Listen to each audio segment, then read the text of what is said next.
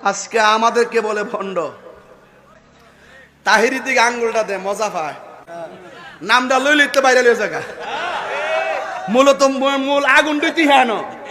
আমাদের দেশে কিছু ভণ্ড সুন্নি আছে, এরা নামের পরে গাউস পাকের নাম ব্যবহার করে।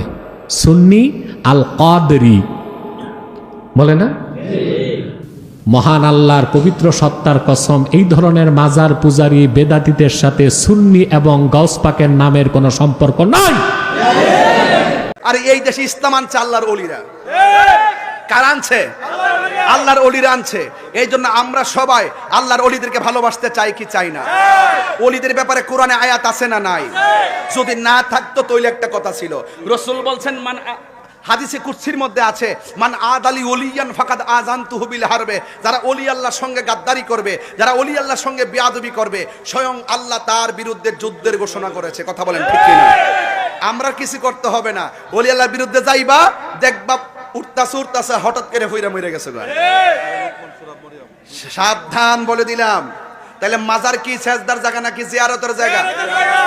কদম বসি করা সুন্নতের রাসূল, কদম বসি করা সুন্নতের রাসূল। বাবু কবুলাতুর রিজলি ওয়ালিয়াদে, হাতে এবং পায়ের মধ্যে চুমা দেওয়া জায়েজ আছে।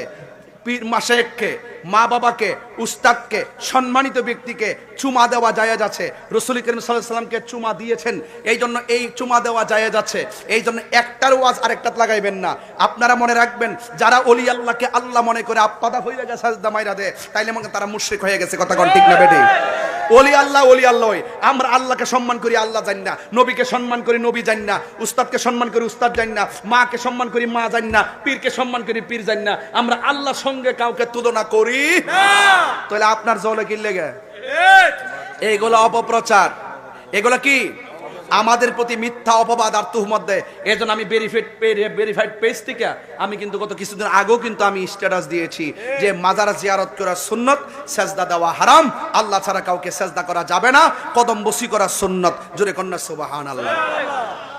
মাথা নোয়াইলেই সেজদা হয় না বাবা, মাথা রাখতে হবে, হৃদয়ে ধারণ করতে হবে। আমি কাকে কোন ভাবে সম্মানটা করতেছি। মাথা তুললেও কিন্তু শিরিক করেন যা, মাথা উড়ায়ও কিন্তু মুশরিক হয়ে যায়। আছে কিনা বলেন? আমি যদি এই মুহূর্তে আল্লাহর সঙ্গে মুখ দিয়ে কারোর সঙ্গে আল্লাহর সঙ্গে শরিক করি, তাহলে কি আমি মুশরিক হব না? তার মানে মজা গেল মাথা নোয়ানোর সাথেই শুধু সম্পর্ক না, মাথা উছায় অশিরিক করেন, শিরিক হয়ে যায়।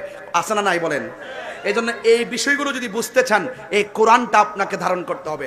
এই কোরআনের ভিতরে একটা শব্দের দুইটা অর্থ, একটা জাহিরি আর একটা বাতিনি। কথা বলেন ঠিক না বেঠি? যে কবরে সেজদা করে, পীরকে সেজদা করে, মাজারকে সেজদা করে। পৃথিবীর বিভিন্ন দেশে ঈদে মিলাদুন নবী সাল্লাল্লাহু আলাইহি সাল্লাম স্মরণে জুলুস বের হয়। কিভাবে দেখেন না?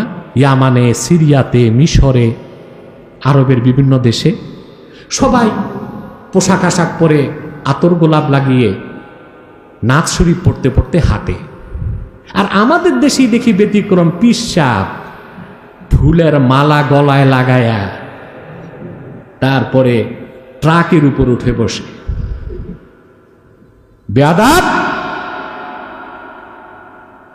যদি ঈদে মিলাদুন নবী সাল্লাল্লাহু আলাইহি সাল্লামের স্মরণে র্যালি বা জুলুস হয়ে থাকে, তো দুলামিয়ার মতো সেজে গুজে ট্রাকে বসার অধিকার তোমাকে কে দিয়েছে? তুমিও জনগণের সাথে হাঁটো, নতুবা তুমি নিজেই বেয়াদব। ঠিক কিনা?